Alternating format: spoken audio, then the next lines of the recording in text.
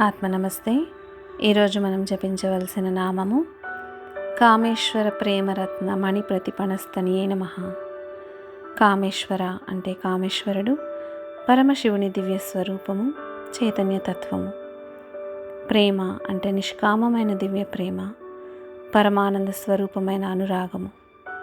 రత్న అంటే అమూల్యమైన సంపద, అపూర్వమైన విలువ. మణి అంటే ప్రకాశించే దివ్యరత్నము, చైతన్య కాంతి.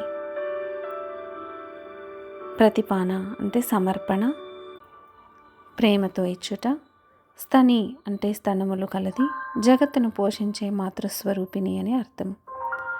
తన దివ్య ప్రేమ రూపమైన అమూల్య రత్నాలను కామేశ్వరునికి సమర్పించే జగన్మాతకు, దివ్య ప్రేమ అనే అమూల్య రత్నంతో జగత్తును పోషించే పరాశక్తికి నా నమస్కారము అని అర్థము. ఈ నామము శ్రీ లలితాదేవి యొక్క అపారమైన ప్రేమను, మాతృ కరుణను, పోషక శక్తిని, శివశక్తుల ఏకత్వాన్ని సూచిస్తుంది.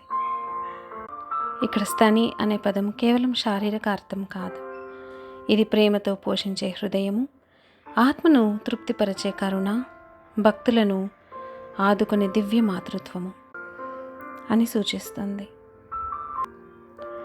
రత్నమణి అంటే ప్రేమే అత్యంత గొప్ప సంపద అని ఈ నామం బోధిస్తుంది. ప్రపంచంలోని అన్ని సంబంధాలు, శక్తులు, సృష్టి అన్నీ దివ్య ప్రేమ నుండే ఉద్భవిస్తాయి అని భావించాలి. ఇప్పుడు శాంతమైన ప్రదేశంలో కూర్చొని కళ్ళు మృదువుగా మూసుకొని శ్వాస మీద ధ్యాస పెడుతూ ఇప్పుడు లలితా త్రిపుర సుందరి దేవిని ధ్యానించాలి. ఆమె శ్రీచక్ర సింహాసనంపై కామేశ్వరునితో కలిసి ప్రకాశిస్తూ ఉన్నట్లు ఊహించుకోవాలి. ఆమె రూపము అరుణకాంతులతో వెలుగుతోంది.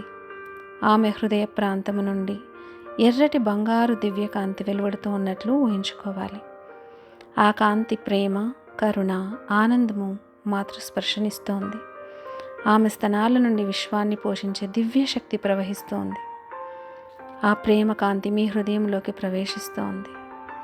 మీ బాధలన్నీ కరిగిపోతున్నట్టు, భయాలు తొలగిపోతున్నట్టు, హృదయం ప్రేమతో నిండిపోతున్నట్లు ఊహించుకోవాలి. మీ అంతరంగం మృదువుగా మారుతోంది. ఇప్పుడు మెల్లగా దేవిని ధ్యానిస్తూ కామేశ్వర ప్రేమరత్న మణి ప్రతిపణస్తనియే నమః. కామేశ్వర ప్రేమరత్న మణి ప్రతిపణస్తనియే నమః. కామేశ్వర ప్రేమరత్న మణి ప్రతిపణస్తనియే నమః అని జపిస్తూ మీ అంతరంగం మృదువుగా మారుతున్నట్లు, అమ్మవారి ప్రేమ నన్ను పోషిస్తున్నట్టు, నా హృదయం దివ్య ప్రేమ రత్నము అవుతున్నట్టు, నేను ప్రేమ స్వరూపిణిని అని భావిస్తున్నట్లు, శివశక్తుల దివ్య ప్రేమ నా అంతరంగంలో వికసిస్తోంది అన్నట్లు భావిస్తూ కొన్ని క్షణాలు ఆ ప్రేమానందంలో లీనమవుతూ కృతజ్ఞతాభావంతో ఆత్మ నమస్తే.